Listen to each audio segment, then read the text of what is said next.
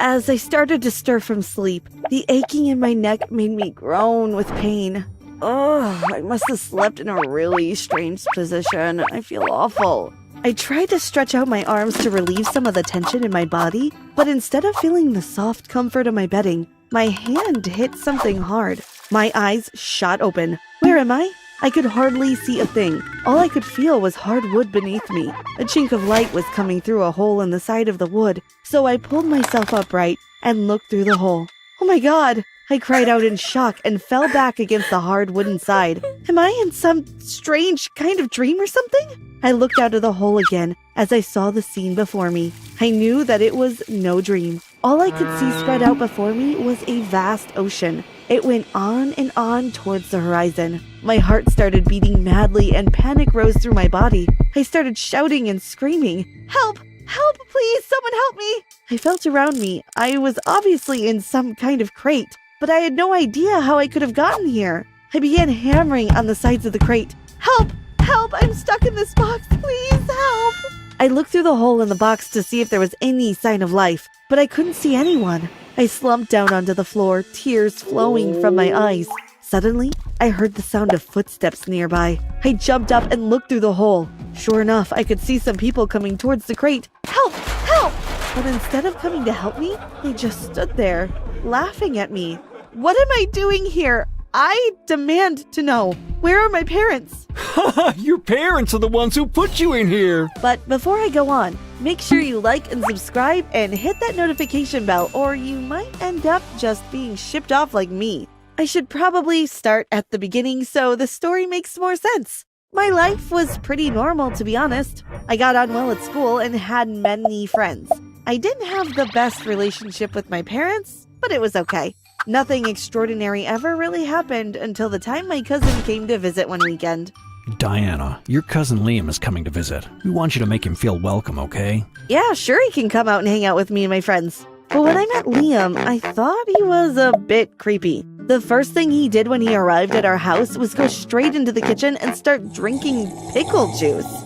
Ew, that's gross. Don't knock it till you've tried it. No thanks. So, when am I going to meet all of your friends? Even though I thought he was a bit weird, I had promised my parents I would be nice to him, so I decided to give him a chance. We're going to go hang out this afternoon. You can come with us if you like. Yeah, okay. Sounds good. But when I introduced him to my friends, he started acting all weird again. He kept on taking photos of them without asking. At one point, he actually picked up my friend's drink and took a sip of it. I mean, who does that? But that wasn't the worst thing he did. One day, we were hanging out in my room, just the two of us, when he suddenly leant in and tried to kiss me. Of course, I pushed him away. Ew, gross. What are you doing?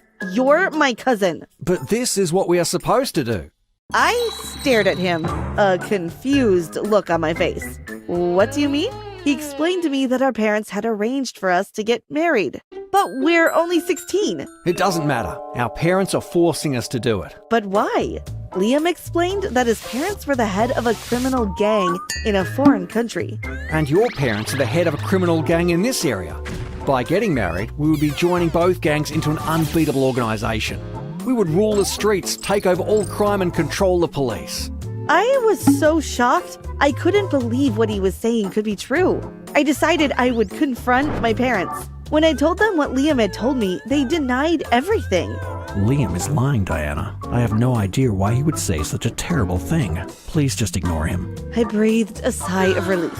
Of course, it wasn't true. I had known all along that Liam was weird. I should never have doubted my parents. I think it's for the best if Liam leaves now. We'll tell him to get his things together. Liam didn't look very happy when my dad told him he should go, but he went up to his room and started packing his bags. I felt a bit sorry for him, so I decided I would go up and apologize to him and say goodbye. When I got to his room, he had his back to me. Hey, Liam, no hard feelings. I just want to say goodbye. Liam turned around to face me, but as he did, I suddenly felt something hit me in the face. Liam had sprayed me with some kind of liquid. I immediately started to feel sleepy, and then I blacked out. When I woke up, I was in some kind of wooden box. My body was stiff and my neck ached. Where am I? What's going on? There was a hole in the side of the box and sunlight shone through. When I looked through the hole, I could see the ocean. I'm on a ship in the middle of the ocean? But how did I get here? What's going on? I was so confused. I began shouting through the hole. Help! Help! Eventually, someone came to help me, but what they told me was the biggest shock of my life. They told me that it was my parents that had put me into the crate. You're lying! Let me out of here right now! We'll be docking in a couple of hours. Then you'll be let out of the crate. Until then, you'll behave yourself if you know what's good for you. I didn't really have much choice but to do what they told me. Eventually, I heard the engine stopping and the ship came to a halt. A few minutes later, someone came and opened the crate. Come with us. They led me off the ship and put me into a van. They drove for about 10 minutes. When we stopped, they took me out of the van and put me into some kind of warehouse.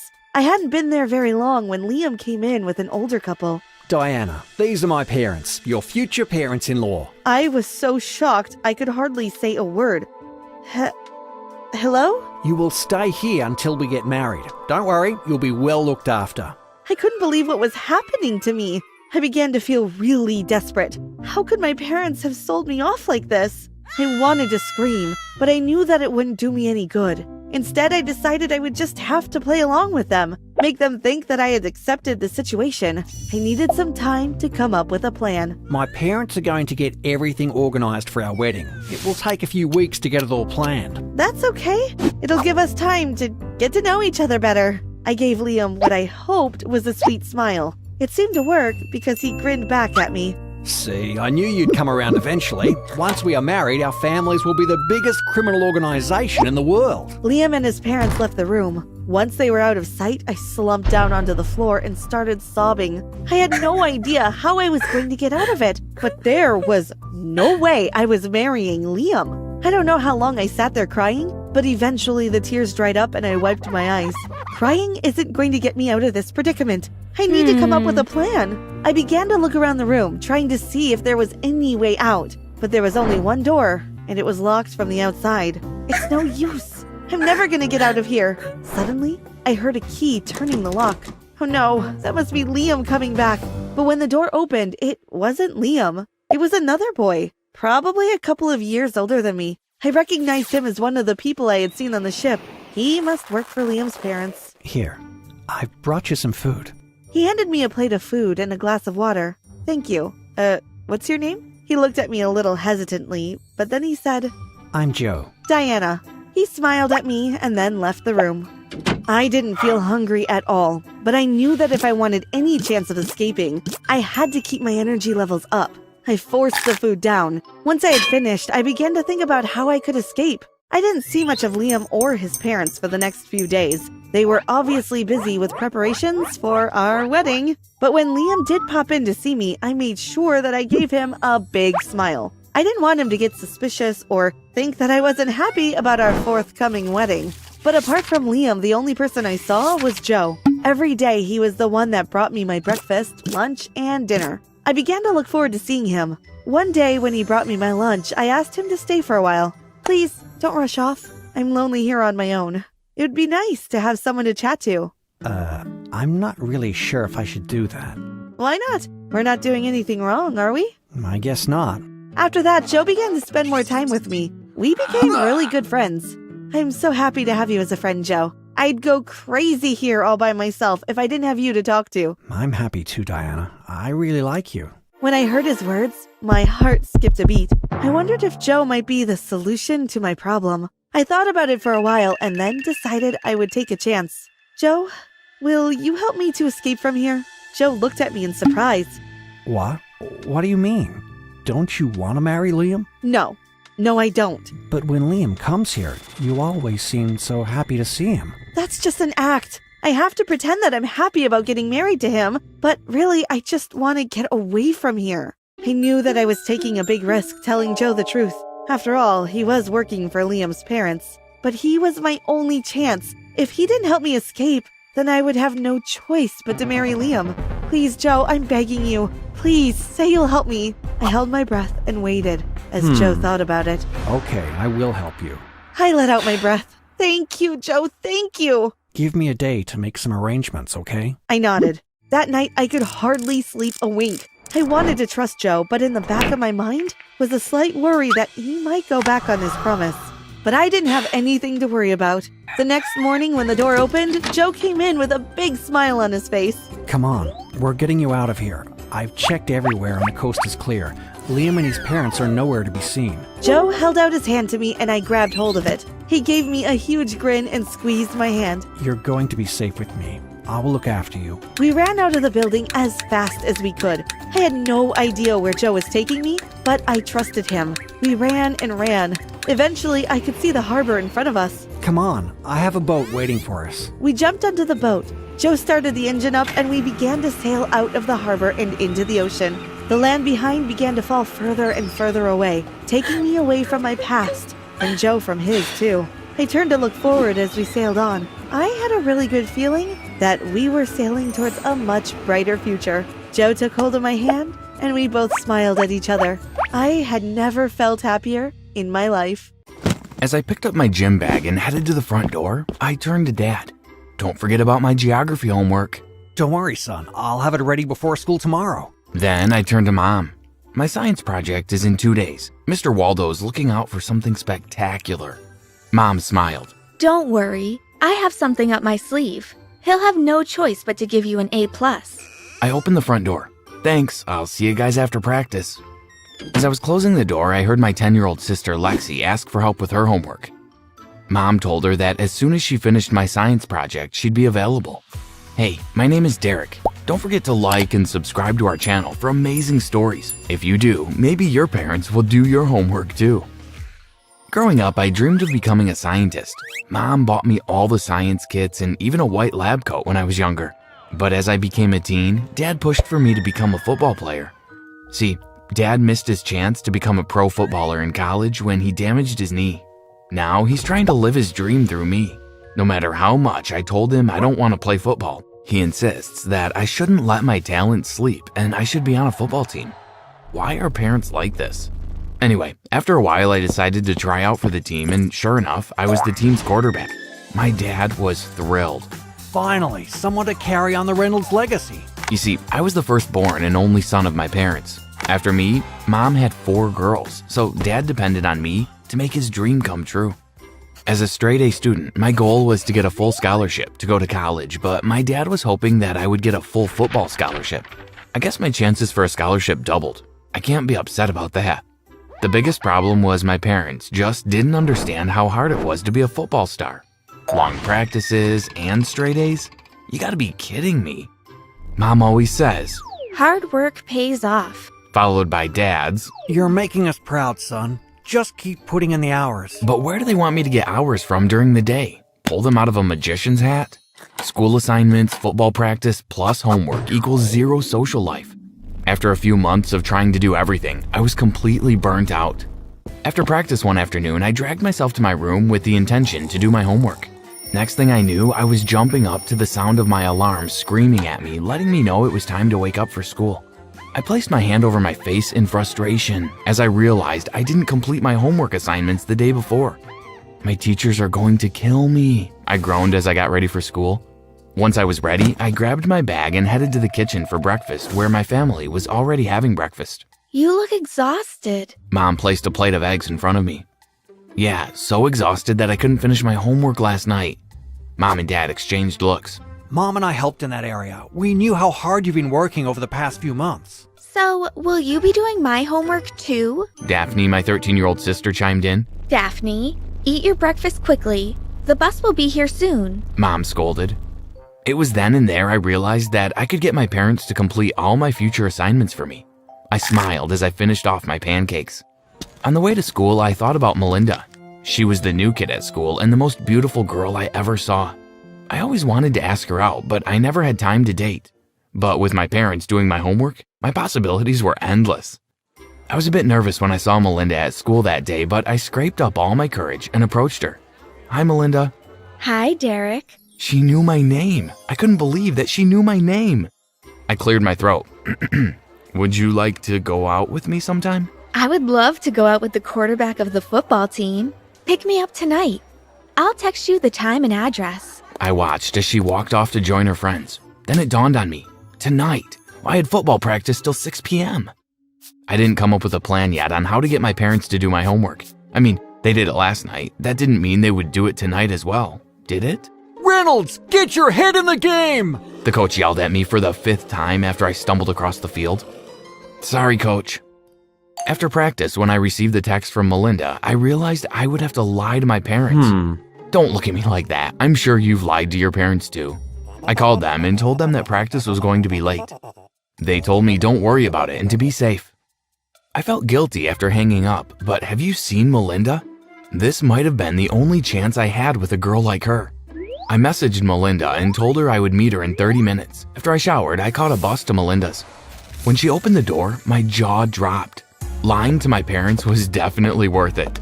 She wore a short pink dress that hugged her hips with matching accessories. Where's your car? Melinda looked over my shoulder and onto the street. Sorry, I came straight from practice. Didn't have time to go home and borrow my parents' car. I hope that the bus will be okay for tonight. My face was red with embarrassment. No, it's okay. Melinda smiled. I know a cool restaurant around here where we can hang for the night. It serves everything.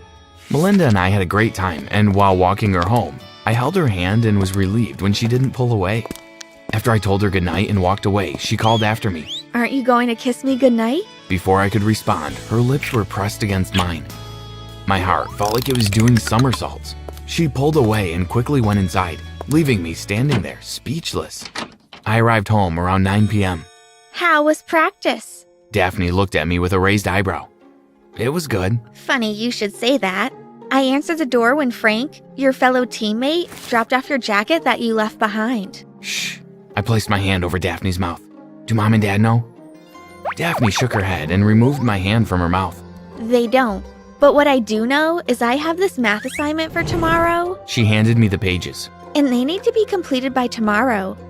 Good night, Dee. Sleep well. Daphne walked away and I grumbled as I walked to my bedroom. I took out all my assignments, including Daphne's, and placed them on my desk. I knew my plan was a long shot, but it was worth a try. I pretended to sleep by my desk, and sure enough, about 10 minutes later, Dad nudged me and told me to go on my bed. I groggily responded and pulled my covers over me. I watched silently as Dad stayed by the desk to complete my assignments. I smiled at my ingenuity as I drifted off to sleep. Everything went great for the next 3 weeks. Melinda and I were officially a couple. I was getting more sleep. I had a social life. My grades were perfect and I was a star on the field. Even Daphne's grades improved since I was now letting Mom and Dad do her assignments as well. But the saying, all good things must come to an end, rang true when I was called to the principal's office about my grades. I was shocked when Daphne was there as well. What are you doing here? I sat next to Daphne as I waited for Mr. Julian to call me to his office. Maybe it has to do with these. Daphne waved the papers in her hand frantically. I grabbed the papers and on each the letter F was circled. My face turned pale. How could this be? That's what I'd like to know. Daphne fumed.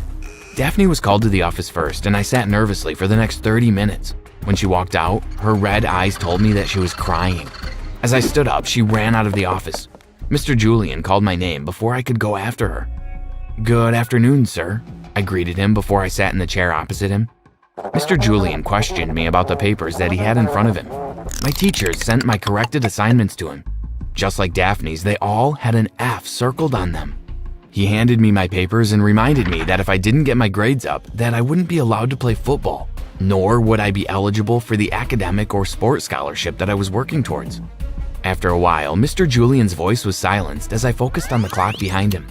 The sound of the ticking rang loudly as I realized that if he didn't finish talking soon, I would be late for practice. After about 40 minutes, I was finally dismissed. Coach was not happy. He trained me like I was going up for the WWE Championship. That afternoon, when everyone was allowed to leave, Coach drilled me for an extra 2 hours.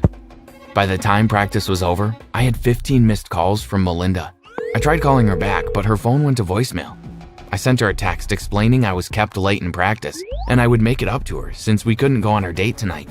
That night, I didn't have to pretend. I fell asleep as soon as my head touched the pillow. When I got to school the next day, I expected my homework to be in my bag, but it wasn't. I panicked when Mr. Waldo asked us for his science assignment. I told him that I wasn't able to complete it. He told me that he didn't want my excuses. He wanted his assignment. He gave me until 3 p.m. to hand in my assignment. By lunchtime, I had 2 assignments from other teachers as well to hand in by 3 p.m. I spent that lunchtime in the school's library trying to finish it, but my efforts were futile. I went to Mr. Julian's office after school to ask for an extension in my assignments. I was shocked when I saw Coach walking out of the office. Oh, Mr. Reynolds, just the person I wanted to see. Mr. Julian looked at me solemnly. I entered the office and sat down. Mr. Julian told me that my teachers reported that I didn't hand in my assignments today. He said that I was no longer on the football team until my teachers reported that my grades were up and my assignments were handed in on time. He said that he had to make an example out of me to let students know that academics will always come first. I walked out of the office feeling like a failure. Remember when I said lying to my parents was worth it? Yeah, squash that, because it isn't. Now, I may have lost the opportunity for both my scholarships. I saw Melinda as I was heading out the school gates. Hey babe, finally some light at the end of my crappy day. Or so I thought. I heard you got cut from the football team. I don't date losers. Her friends laughed and she turned her back on me. I wished that the earth could just open up and swallow me. That afternoon I walked home. One question that plagued my mind was, did my parents know that I was tricking them into doing my homework? After dinner that night, Mom and Dad asked Daphne and I to stay in the kitchen while the other girls got ready for bed. Do you guys have anything to tell us? Dad looked at us. Daphne and I looked at each other and said nothing. You could cut the tension in the kitchen with a knife. Since nobody has anything to say, maybe these two videos may jolt your memories. Mom placed her phone on the table and pressed the play button. Daphne and I looked on in horror. The first video was Daphne handing me her assignments to complete, while the other video was me on the phone telling the person on the other end that I have my parents wrapped around my finger when it comes to completing my homework assignments. I also told the person that I had lied and told my parents I had practiced so I could finally have a social life. When the screen went black, Daphne and I looked up at Mom and Dad. The sadness and disappointed looks on their faces broke my heart. How did you get that video? Daphne looked at Mom. How we got the video is of no importance to you. You are both grounded until further notice. And as for you, Derek, you will be attending summer school to get your grades up. We are your parents, and because we loved you, we tried to help you out. Instead, you and Daphne took advantage of our good nature. It will be a long time before we trust either of you again. Daphne and I were sent to our rooms for the rest of the night. As I took my books out to do my homework, I realized that my behavior was selfish. I had no right to take advantage of my parents. I owe them more than an apology. Please leave your ideas in the comments. I'd love to do something amazing for my parents to let them know how sorry I am. I laid on my bed and tried to block out the sounds of my parents arguing in the room next door, but even the music I was playing wasn't as loud as their raised voices. You are so controlling. I can't stand it. Well, I wouldn't have to control you if you weren't so untrustworthy. What have I ever done to make you not trust me? Where do I begin?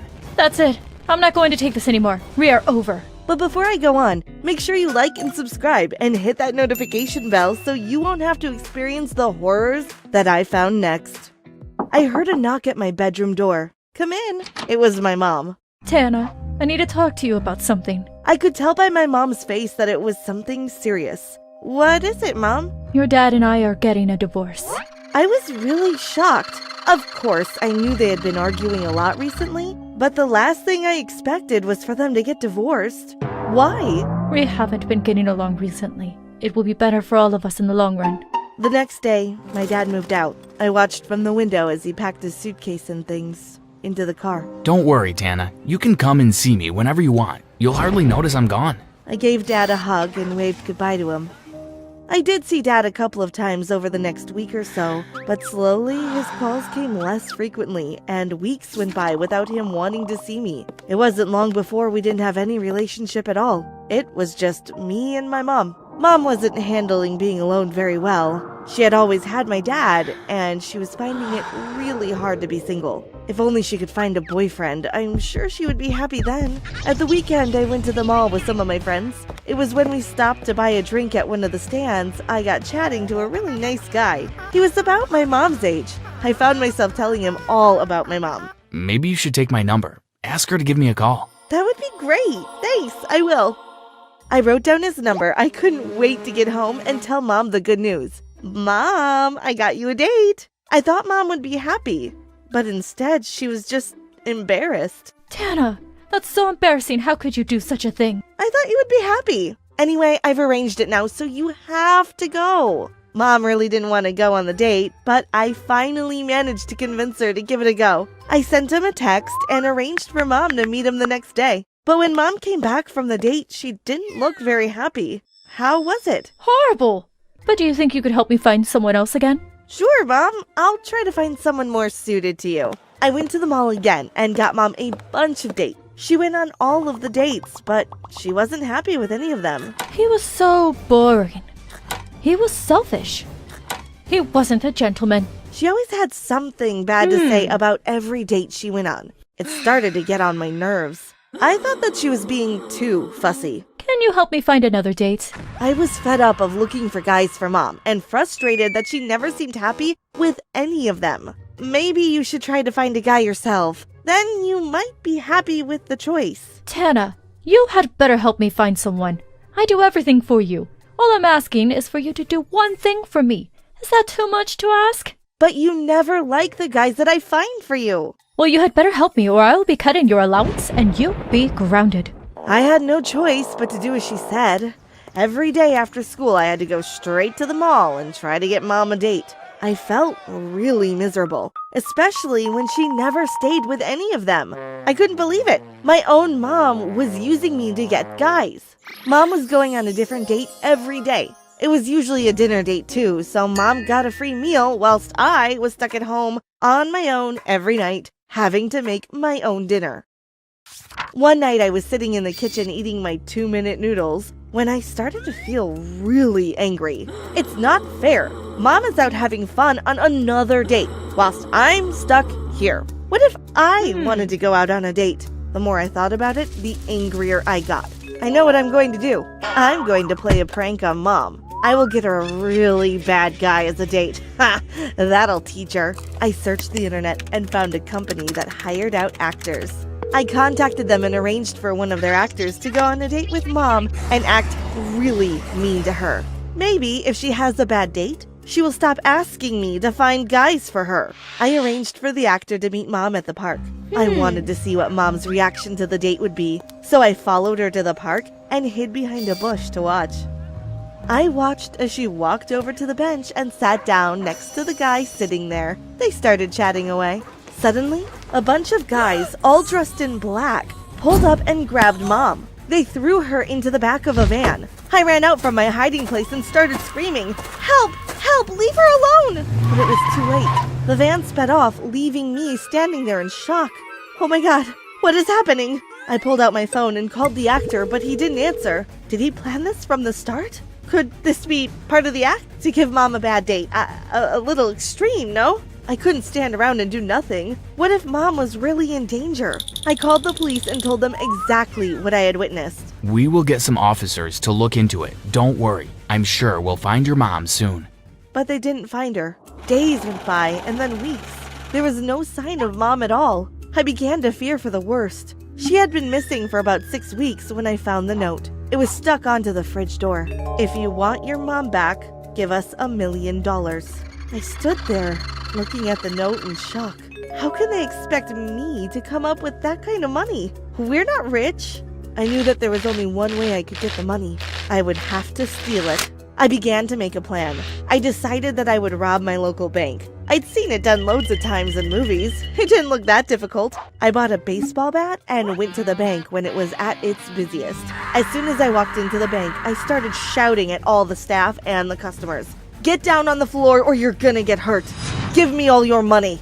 A few of the customers dropped to the floor, but the staff just looked at me and started laughing. "I'm serious. Put the money into this bag." I threw the backpack over the counter to one of the staff, but instead of putting money inside it, she pressed an alarm button and the doors locked automatically. 2 seconds later, I was surrounded by armed guards. Drop your bat. You're coming with us. I did as they told me. There was no point in trying to escape. There was no way out. The guards tied me up until the police arrived. They took me to the police station and put me into a cell. I sat there all alone, feeling scared and lonely. I heard the cell door open and looked up. There's someone here to see you. I was shocked to see my mom standing in the doorway. She looked visibly upset. Tana, why would you rob a bank? To get the money to pay your ransom. Oh, Tana, it was all a hoax. I was never in danger. The actor that you paid to have a bad date with me contacted me and told me what you had asked him to do. He felt bad for me. We decided we would fake a kidnapping to trick you and get you back a little. The actor put that fake note on the fridge door. We just wanted to give you a bit of a scare. Are you crazy? How could you do this to me? I've been worried sick about you. I began to understand why my dad had left my mom. She was obviously insane. Well, I hope you're happy with yourself. Thanks to you, I'm now going to jail. I spent 2 years in prison. I spent most of the time thinking about how I was going to get revenge on Mom for putting me in there. When the day came for me to be released, Mom came to pick me up. Tana, finally you are free to come home. I smiled at Mom, even though inside I was raging. I needed to pretend everything was fine between us, at least until the right time came to get my revenge.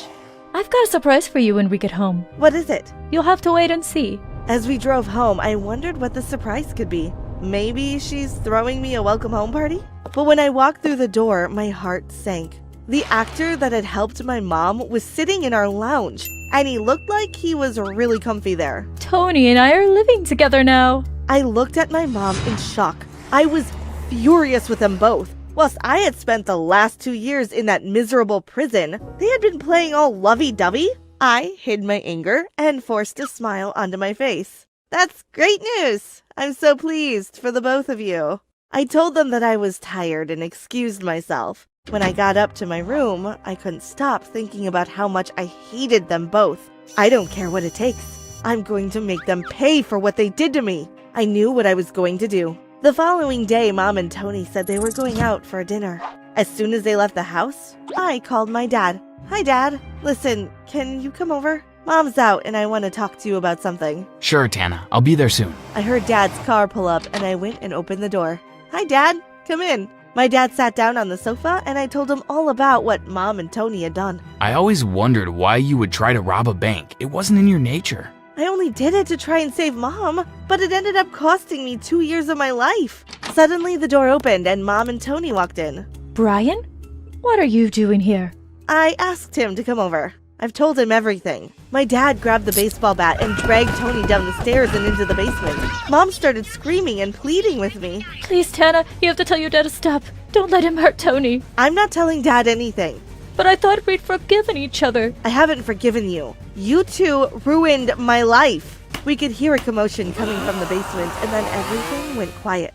A few seconds later, Dad came back into the lounge. He was covered in blood. What have you done to Tony? What do you think I've done? Dad stuck his finger into the blood and licked it. Oh, what are you doing? It's just tomato sauce, Mom. Dad pulled Tony back out of the basement. He looked a bit shaken, but otherwise, he was fine. Dad agreed to help me prank you to get back at you. Mom looked like a ghost. I thought you'd killed him. Of course we wouldn't kill you. You don't think I would risk going back to jail, do you? You're not worth it. I picked up my bag and grabbed my coat. Take a good look at me, because this is the last time you will ever see me. What do you mean? Are you going to live with your dad? What? Him? No way! I turned and looked at my dad, who seemed shocked now as well. You didn't want anything to do with me after you and Mom divorced. It was like I no longer existed. I don't want to live with either of you. I'm gonna live by myself. See yas! I strolled out of the house and never looked back. Over the past few weeks, Steve and I noticed that Mom had been acting suspicious, leaving the room when taking calls and taking her phone everywhere she went. She now had a line of worry permanently etched on her forehead. Steve and I wanted to make sure that Mom wasn't in any danger, especially since she was a detective for the police department. Where is she? I whispered to my brother Steve. She's in the shower, so you've got about 10 minutes. I smirked. I didn't need 10 minutes since I've been hacking computers since I was 7. I connected the phone to my computer and got to work. About 2 minutes later, Mom's photos from her phone popped up across my screen in the form of a slideshow. When it got to the last photo, Steve and I gasped. There was Dad sitting next to a little girl who was sitting on a chair with a sign in her hand that read, "Please help me." Hi, my name is Eli. If you enjoy our stories, don't forget to like and subscribe to our channel. And feel free to tell a friend. As soon as I was finished, I replaced the phone in Mom's room.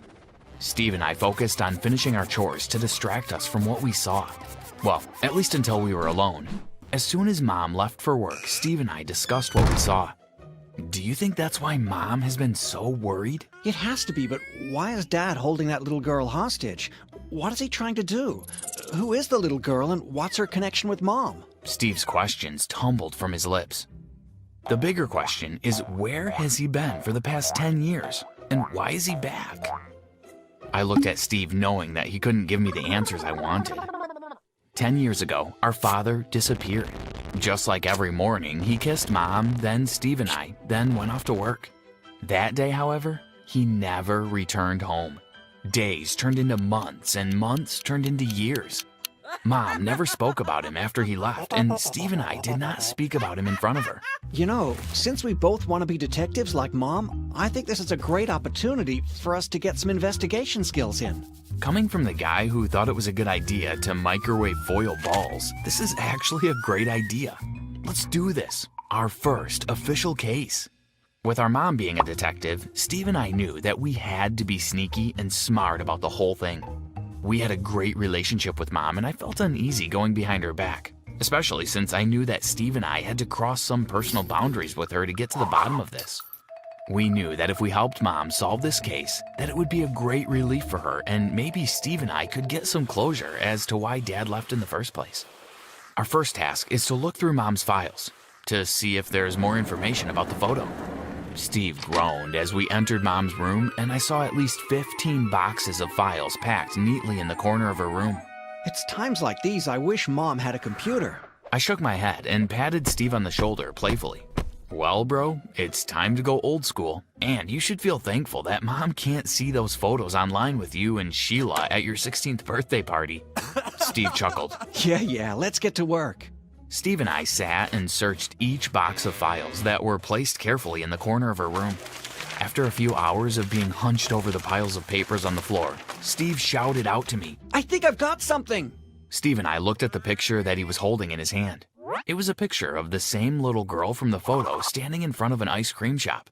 CJ's Ice Cream Parlor. Wait, isn't that the ice cream shop close to where Grandma lives? Your observation skills are quite uncanny, older brother. I guess it's time to pay Grandma a visit. I snapped a picture quickly before Steve and I repacked Mom's files and exited her room. The next day after school, Steve and I asked Mom if we could visit Grandma over the weekend. You mean the same grandma that I sent you to a few months ago? That you couldn't wait to come back home because